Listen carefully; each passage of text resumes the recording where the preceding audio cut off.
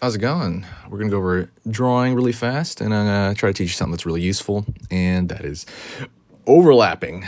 Okay? Overlapping these simple shapes. And it's kind of a longer version of the small video, I thought. So, something that's really complicated when you are a beginner is getting your shapes to kind of like match, you know? Like, this is an old drawing, by the way. I'm using an old drawing. And even right here, right? Like it'll line up right here, but I would say this needs to be a little bit longer. And there's kind of no way to do that with pen other than like draw into it, which is funny. But I'm gonna have to like draw into this right here and just kind of force it and figure that out later. But these shapes right here, right? You're always taking like larger shapes and you're breaking them down more and more. And when I kind of look at this character, right, that I drew, I'm like, oh, that looks kind of complicated at first glance when I drew it. And I'm like, dang, because it's been a while for me too. But what I ended up doing was thinking in incredibly easy shapes and then cracking those down. So let me kind of take this arm, for example, and let's kind of zoom in. All right, let's zoom in. So what was I thinking here when I drew this arm, right? What I was thinking was, okay, I need to basically, I want to draw like a robot arm. And that's kind of it. I didn't think anything beyond that. I thought maybe, let me turn the other light on over here real quick. 1 second. There you go. That looks better. So what I want to do is, what I was thinking of circle, right? Circle for the shoulder. I was thinking of tube right here, like tube. Can make it even like that. Cylinder right here for kind of this portion, right from the shoulder down to the elbow. And then around the elbow, I was thinking over here, another tube, right? That's all that was going on in my head. That's it, right? And when I was thinking that shape, and I initially drew that shape, I believe I penciled it in or something. That's all that's in my mind. So this becomes a playground for you to mess around at that point. Because once you know, like, oh, cool, you got the framework, you have the, the scaffolding to your building. And at that point, when you have the scaffolding, it's never gonna fall apart, I would say. I say it tentatively, right? Because it's possible you could mess it up, really bad. But as long as you stay within the general framework of these tubes, right, that you created, then it's never going to look too bad. Again, I say that tentatively, It'll always look kind of like structurally there. So, and that's why I always talk about the importance of structure. You want this strong structure there because it don't matter this design right here. It could be ridiculous, which is already kind of ridiculous mechanically, but, it doesn't make any sense. But you can add more. Obviously, you bring in real mechanical knowledge, right? You start looking at books and how joints work and stuff like that in robotics. And you can add them in there to make your stuff look more realistic. But you're starting with these tubes right there. Because if you just started drawing them straight up, like let's just say we just started drawing robotics, it can get all jaggedy and weird and go off the rails, right? And then you could have like some really nice tiny shapes where it looks like a slinky, though. It looks like it would not really move that way, and it would not really function. And again, we're trying to sell, even though we're doing fantasy-esque stuff here, and it's very an illustrative style. You want it to be slightly believable.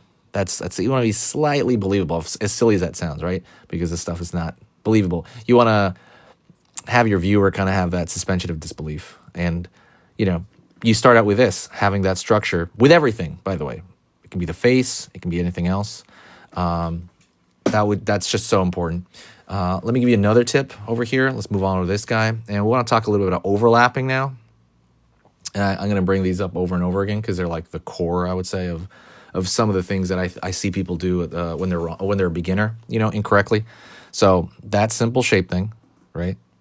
And the other thing would be overlapping. And I've talked about this in other videos. I've talked about it in other times. So let's just say we think of the torso, and I have this guy over here.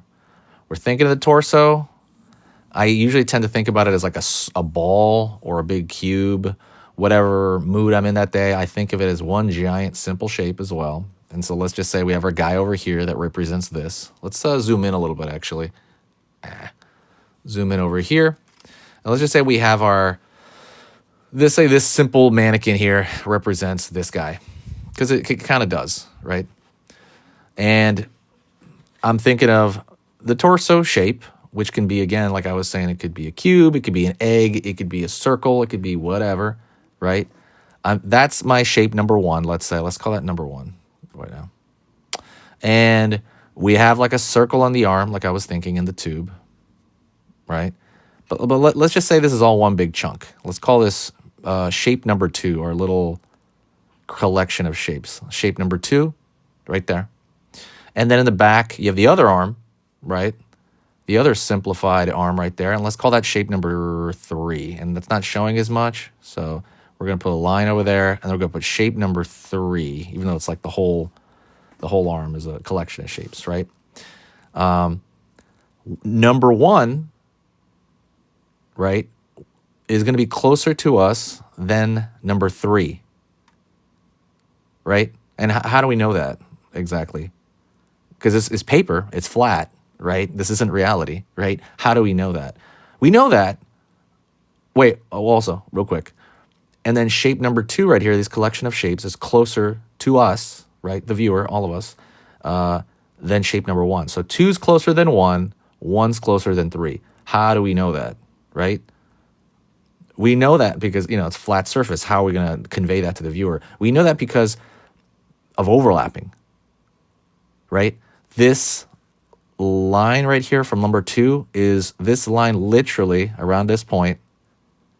Let's simplify it right there. This right here, that part of it is literally overlapping that shape. It's coming in front of this shape. So now you're conveying to the viewer that this shape is closer to us. And then over here on this side,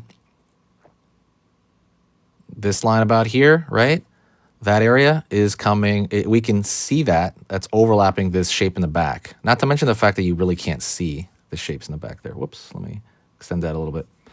So we have that overlapping, right? And that really comes into play when stuff gets more complicated. That's the easy part, right? That's starting it with easy. And then it starts coming over here. Let's go back to this section. Let's zoom out. When you start kind of going around here, what is in front of what, right? That's going to be super important with all this stuff, right? You want to make sure this line right here, just like over there in our little simple chart, this line right here is completely overlapping this shape. So we know this part of the forearm is closer to us than this part of the arm, right? It could be the other way around, but right now we decided to do this. So we know this is closer. And then right over here on this side, same thing. The shoulder right here, this line, we don't have to bold it like that. I'm just trying to emphasize what's going on. We know this shape's closer to us than this torso shape and head shape, right? And then we know this is closer to us than this shape back here, right? Because it's completely overlapping that other form.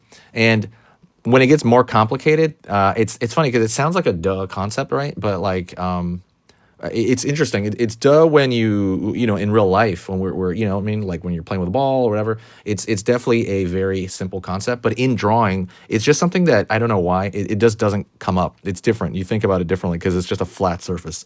But it really comes in handy, and I'll do it next time when you do these crazy shots where the hand is right up against the camera, right? Like the hand right there, overlapping really comes in to play right there. But I'm just talking about how it applies to this character right now. So just to recap the two things we talked about today, because I only come online for about 10 minutes or so. And thank you guys. I appreciate everything. I appreciate the likes. I appreciate the follows, any of that stuff. You guys are awesome. I super appreciate it. I know I don't look at the chat that much because usually I have one camera. So it's hard to look back at the chat sometimes. So forgive me.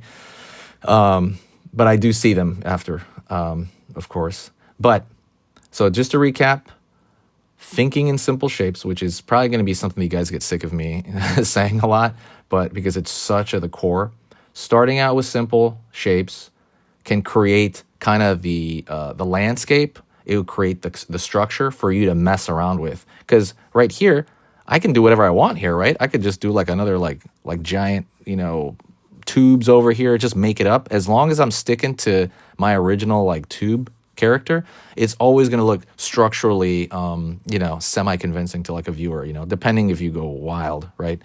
And then the overlapping. So these simple, like it starts with those simple shapes, and then those simple shapes will overlap each other, right? And it's going to create a more convincing kind of unified drawing in general. So that's pretty much today's lesson. Thank you so much for being here. You guys are awesome. Follow me if you haven't followed me before. I'm reading the comment. It's not a transformer, by the way. It's just a made-up character. It's completely made up out of my head. Then that's pretty much it. It's not like I wouldn't, you know what I mean? Like Transformers, I was gonna say Transformers have like a more convincing design. I think in the third Transformers movies, that's kind of like in the Shia LaBeouf ones, right? The third one, I think they started making the tech way better. Where I think in the first two Transformers movies, they looked kind of like balls of trash when they were transforming, right? Like really nicely rendered trash. And the third one, I'm like, okay, cool. Now they're fitting those parts together. But anyways, that's just a little nerd moment. Do you have a tutorial for shape and contour? I don't think so. I should talk about those shapes. Right now I'm creating a program, like a basic program that I'm gonna just put online, like a really long one, like a full out one. But yeah, I'm working on it. I'll definitely take a note of that. But yeah, that's pretty much it. I want to thank you guys for watching, and I'll see you guys tomorrow. Okay, so I'll be on tomorrow. Let me turn off the camera here.